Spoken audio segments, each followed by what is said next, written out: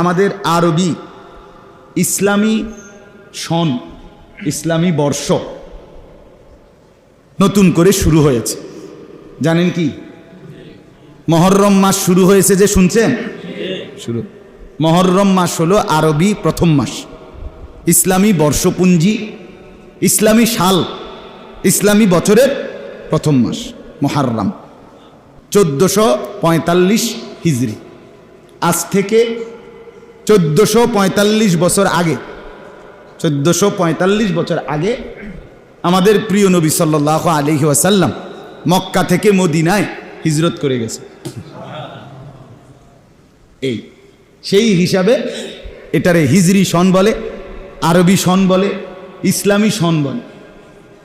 সাইয়্যিদুনা ওমর রাদিয়াল্লাহু তাআলা আনহু, হযরতে ওমর ইসলামের দ্বিতীয় খলিফা, তিনি যখন ইসলামী রাষ্ট্রের খলিফা হয়েছেন তখন মুসলমানদের খেলাফত, মুসলমানের সাম্রাজ্য অনেক বড় হয়েছিল।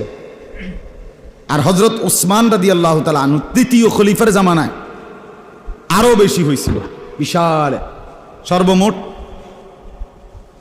খেলাফতে রাশেদা মানে ইসলামের যে 4 খলিফা, ওনাদের অধীনে সর্বমোট এরিয়া ছিল কতটুকু? পাকিস্তানের একজন বিশ্ববিখ্যাত বুজুর্গ সৈয়দ আব্দুল মজিদ নদীম সাহেব রহমতুল্লাহ আলাইহি, ওনার বয়ানে আমি শুনছি, আমাদের বাংলাদেশের হইল 1,47,000 কত 570, এখন একটু বেশি, এখন একটু বাড়ছে। হ্যাঁ কত? হ্যাঁ হ্যাঁ একটু বাড়ছে। তো ধরেন না 1.5 লাখ, আপাতত আমরা ধরি 1.5 লক্ষ বর্গ কিলোমিটার হইল গোটা বাংলাদেশ। আর হযরত ওসমান রাদিয়াল্লাহু তাআলা আনহুর জামানায় ইসলামী খেলাফত ছিল কতটুকু নিয়া? 44 লক্ষ বর্গ কিলোমিটার।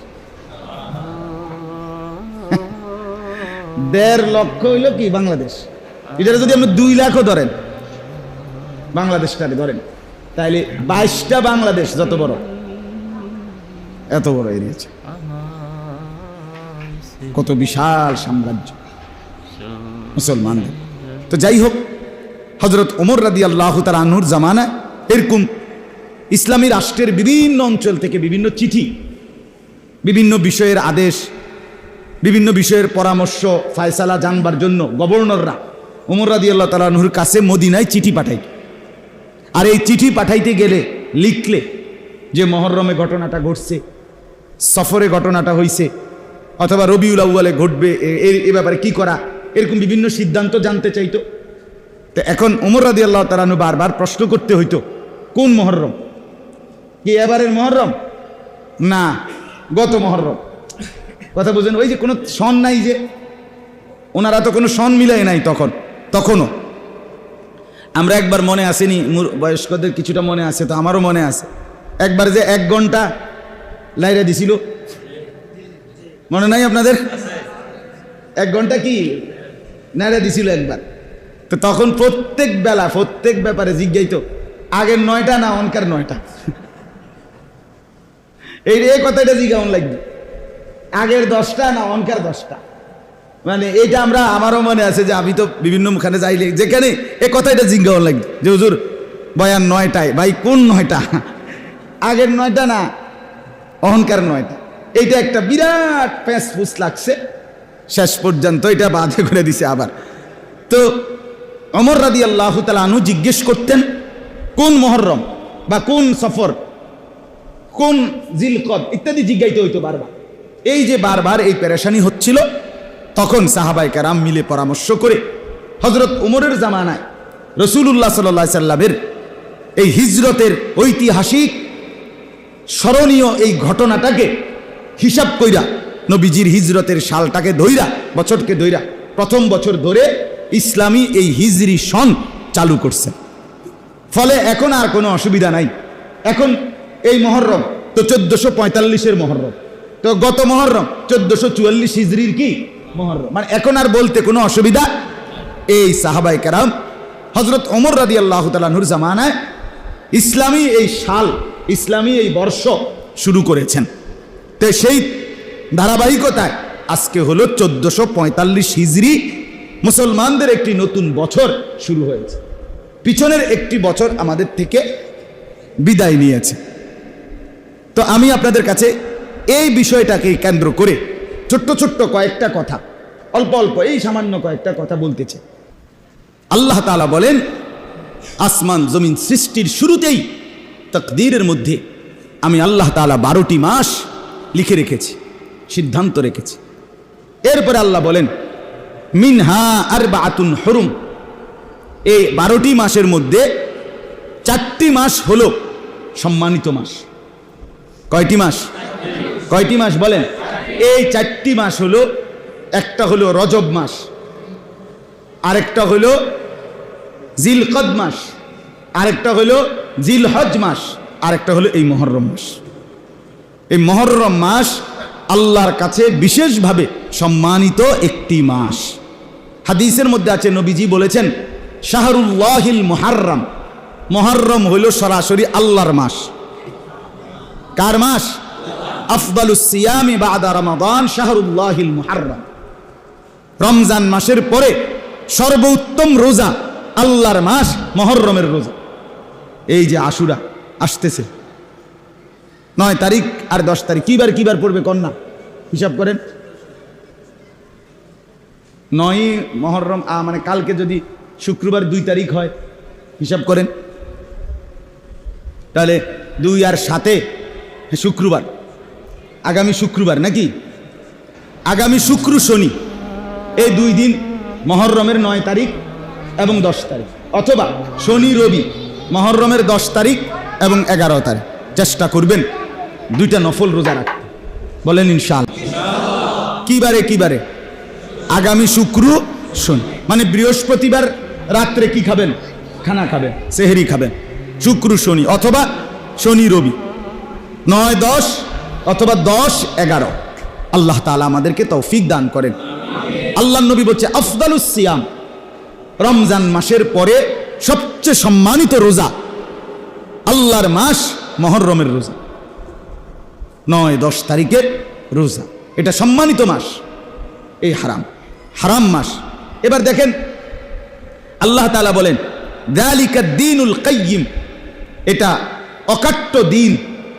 অর্থাৎ এই যে 12টি মাস, এর মধ্যে 4টা মাস সম্মানিত, এগুলোর কোনো লরসর নাই, এগুলোর কোনো হেরফের নাই, কারো কোনো মতামতে সিদ্ধান্তে এগুলো আকপিছও হবে না, কম বেশও হবে না। আমি আল্লাহ যেটা বলছি এটাই অকাট্য দিন।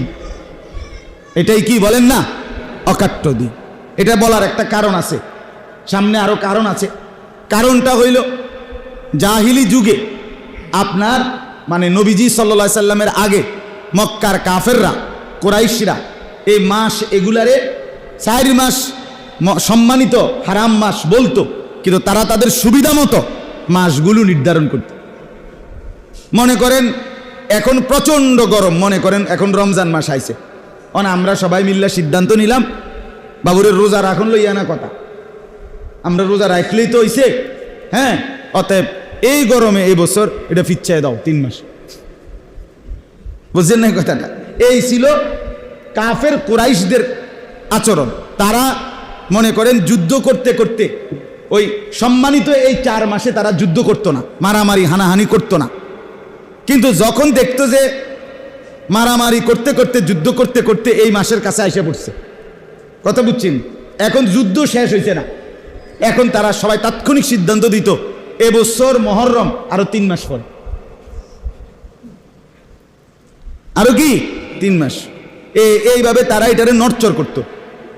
বুঝেন নাই? এই মাসের এই মাসে, এই মাসের এই মাসে সদর বদর করে ফেলত, পাল্টাপাল্টি করত। তা আল্লাহ তাআলা বলে, না, সাবধান, আমি যেভাবে ঠিক করে দিয়েছি, যালিকা দ্বীনুল কাইয়্যিম, এটাই অকাট্য, এটাই দিন, এটাকে 1 সুতা নড়াচড়া করতে পারবেন। এরপরে আল্লাহ বলেন, ফালা তাযলিমু ফীহিন্না আনফুসাকুম, এই কথাটাই আমার মূল কথা। আল্লাহ বলেন, আমার এই সম্মানিত মাসগুলোতে তোমরা কোনোভাবেই গুনাহ করে, নাফরমানি করে নিজেদের উপরে জুলুম করো। প্রত্যেকটা গুনাহ বাফ একটা জুলুম, বিশ্বাস করে।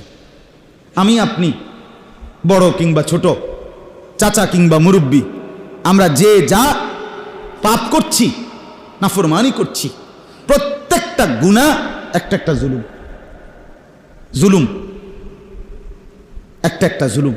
আল্লাহ বলেন ফালা তাযলিমু ফীহিন্না আনফুসাকুম, আমার বান্দারা তোমরা এই পবিত্র মাসে, সম্মানিত মাসে গুনাহ এবং নাফরমানি করে নিজের উপরে জুলুম করো। আমি দাম যেমন বাড়িয়েছি শাস্তিও তেমন বাড়াবো। সম্মান যেমন দিয়েছি মাসকে, আমার এই পবিত্র মাসের বেইজ্জতি করলে, নাফরমানি করলে শাস্তিও কিন্তু বেশি, শাস্তিও কিন্তু বেশি। এজন্য আমাদের জীবনে আর একটা আয়াত সূরা হাশরের মধ্যে আছে, ইয়া আইয়ুহাল্লাযীনা আমানুত্তাকুল্লাহ ওয়াল তানজুর নাফসুম মা কদ্দামাত লিগাদ। আল্লাহ বলে, বান্দা ও ঈমানদার মুমিন, আমি আল্লাহকে ভয় করো আর এটা খেয়াল করো, দেখো দেখো তুমি আগামীকাল কিয়ামত সেই হাশরের মাঠের জন্য তুমি এখানে আজকে এই দুনিয়ার থেকে কি পাঠিয়েছ। অতএব গত একটা বছর গেছে, মনে করেন আরবি, একটা নতুন বছর আসছে। আমাদের করণীয়, গন্তব্য, আমাদের দেখা করণীয় উচিত আমরা পেছনের বছরটা কিভাবে কাটাইলাম।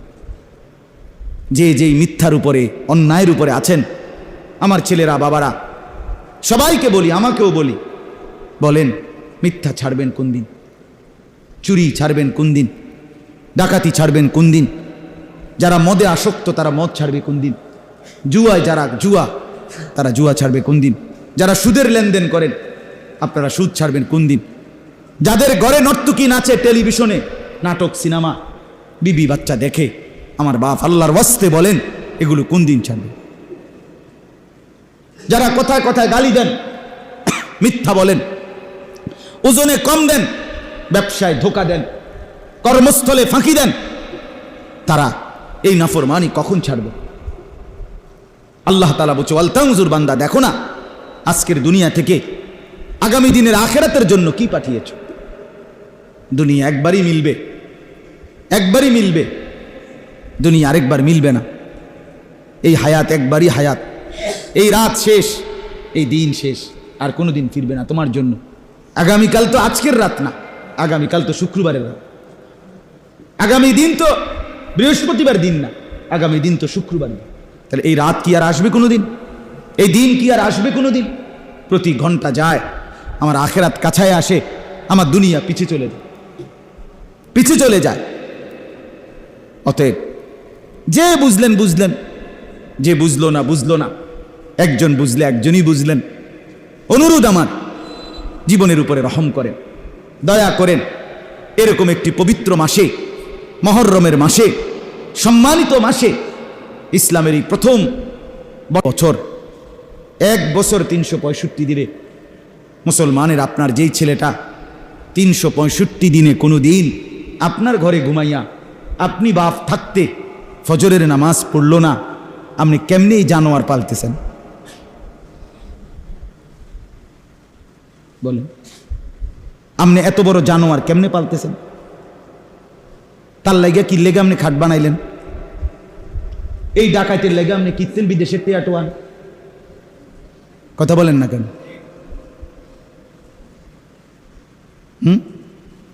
মূলত হইল দুনিয়া লোভী আপনিও। কারণ তে যদি বিদেশ যাইতে, আরে আমি তো আপেল মালটা খাইতে পারবো, জমি কিনতে পারবো, বাইক বিল্ডিং করতে পারবেন, তাইলে হাসরের ময়দানে আল্লাহকে কি বলবেন বলেন? আল্লাহ মাফ করে দেন। এজন্য ভাবেন বাবা, স্ত্রীকে কোন দিন বলবেন বিবি পর্দা করবা, কোন দিন টেলিভিশন কোন দিন বন্ধ করবা, আর কত নর্তকী দেখবা। ছেলেদের হালাত জানেন না আপনারা বাবারা? ছেলেদের হালাত বড় করুন, বড় করুন, বড় করুন। সারা দিনে এক ওয়াক্ত নামাজ পড়ে না, একবারের জন্য আফসোসও লাগে। মসজিদের সামনে দিয়ে আসে যায়, আজান হয়, মুসলমানের লক্ষ লক্ষ ছেলে, তাগড়া, জওয়ান, সুস্থ সবল, শরীর, নাক, চোখ, কান, হাত, পা সব ঠিক আছে। আহা, মাসের পর মাস এক ওয়াক্ত নামাজ পড়ে না, কোনো আফসোস নাই। মারও না, ফুতেরও না, বাফেরও না, ফুতেরও না। যদি বলে না হুজুর আমার আফসোস আছে, আর আফসোস থাকলে তো চোখের পানি পড়তো। আফসুস থাকলে তো যুদ্ধ ঘোষণা করতো যে হু ফুত, হয় তুই বাঁচবি নলে আমি বাঁচবো, হয় তুই থাকবি নলে আমি থাকবো, কিন্তু আমি নাফরমান সন্তান পালবো না। এমন নাফরমানের ভিসা আমার দরকার নাই, এমন নাফরমানের টাকা আমার দরকার নাই। যা তুই তুই তুই খা, আমি যদি পারি খাবো, না পারলে মরে আমার আল্লাহর কাছে চলে যাবো। নাফরমান পালবো কেন বলেন? আমি ছাত্র জীবনে প্রায় বলি, আমার পুরো পড়ালেখার জীবনে আমি একবার আমার আব্বারে বলছিলাম, আব্বা আমি এই মাদ্রাসায় আর পড়তাম না, আমার আরেকটা মাদ্রাসায় ভর্তি করাই দেন। আমার আব্বা বলছিল, ফুত পরের বেলা ভাত আর আমার ঘরে খাইও না, সাবধান, এক লোকমা ভাত মুখে দিবা না, বাইরো। আমি যেখানে ভর্তি করাইছি এখানেই পড়তে হবে, আর নয় তো বের হও। তুমি পড়বা না, না পড়বা, খাইবা করতে এটি তোমারটা তুমি বুঝ করো। কানতে কানতে চোখের পানি ফেলতে ফেলতে ওই মাদ্রাসায় চলে গেছি। বুঝছি বাবা বড় কঠিন, আলহামদুলিল্লাহ বাবার সেই কঠোর শাসন আজকে আপনাদের সামনে বসবার তৌফিক দিয়েছে। বলে জীবন মানে শুধুই কি বিদেশ, বিয়া, খাট পালং আর সোফা ফার্নিচার আমাদের মুসলমানদের জন্য? আমরা কি শুধু এজন্যই আসলাম? ছেলেটা নষ্ট হয়ে যাচ্ছে, আপনি দেখছেন।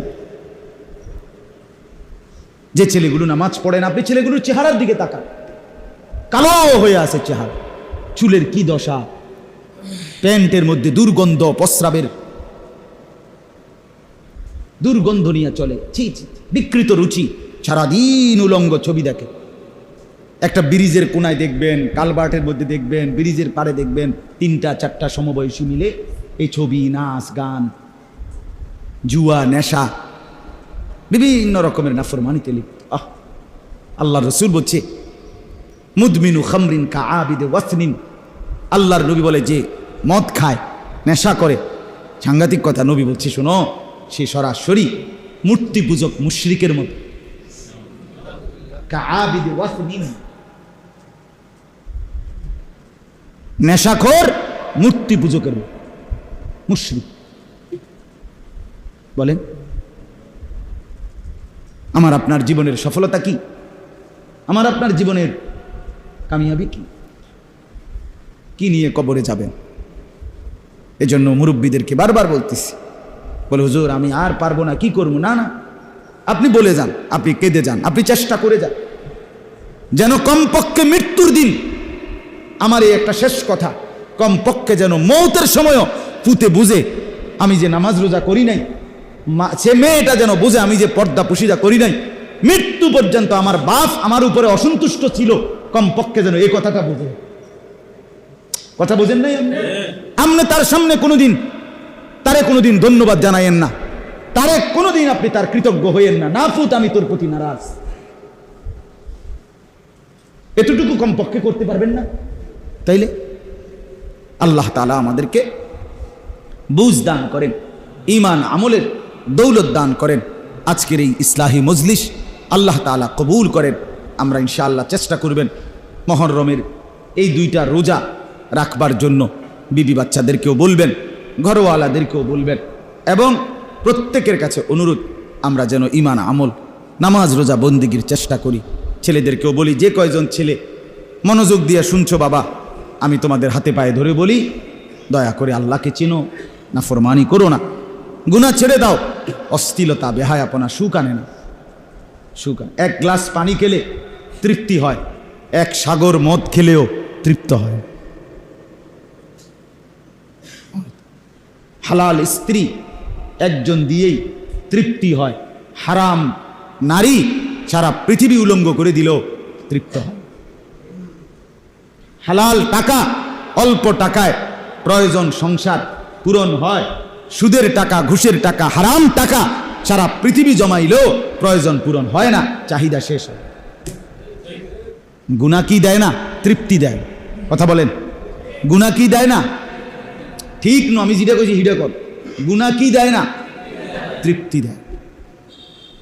গুনাহ সুখ দেয়, ইবাদত সুখ দেয়, একটা সেজদা তৃপ্তি দেয়, মনটার মধ্যে ভালো লাগে, মালিকের একটা সেজদা করছে। আল্লাহরে একবার ডাকলে কলজা ঠান্ডা হয়, আল্লাহরে ডাকছি।